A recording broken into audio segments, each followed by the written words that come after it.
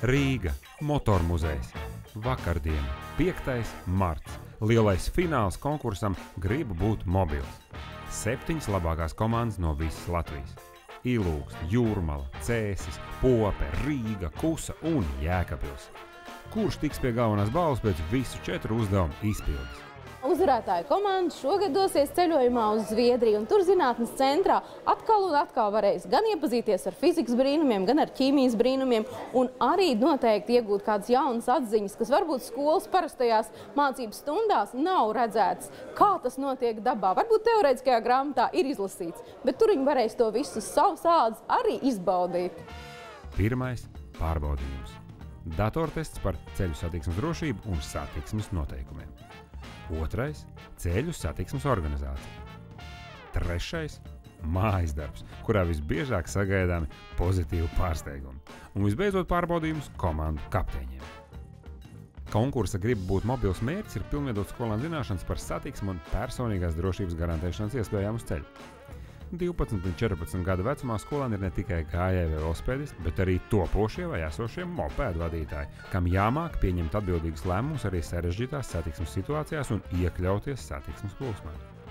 Ar katru gadu konkurss kļūst arvien populārāks. Ja pērn bija mazākā 400 komandu, tad šogad jau bija pieteikušās 443 komandas. Ir ļoti jauki, jo vismaz daļa skolēnu apgūst satiksmes kultūru jau labu laiku pirms autovadītāja apliecības iegūšanas. Un tā, 2013. gada 5. martā Ceļu satiksmes drošības direkcijas ikgadējā konkursa 6. un 8. klašu skolēniem, topošajiem mopēdistiem Gribu būt mobils lielajā Latvijas finālā pārliecinoši uzvarēja Rīgas doma kora skolas komanda Spriganais tupeļmotors, izcīnot 68,2 punktus no 81,5 iespējamajiem.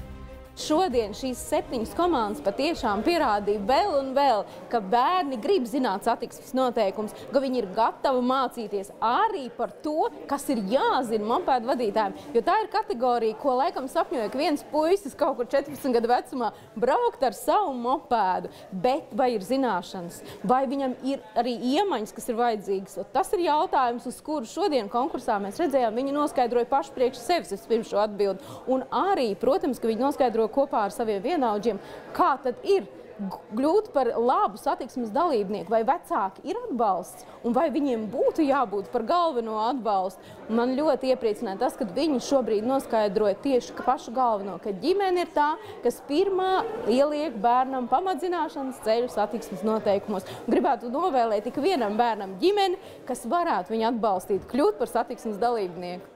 Kamēr skola programmā satiksmes drošībai nav ne mācību metodikas, ne mācību materiāli, šāds konkurss ir vienīgais veids, kā puikām un meitenēm saprast, kas notiek uz ceļa un kā tur rīkoties pašam.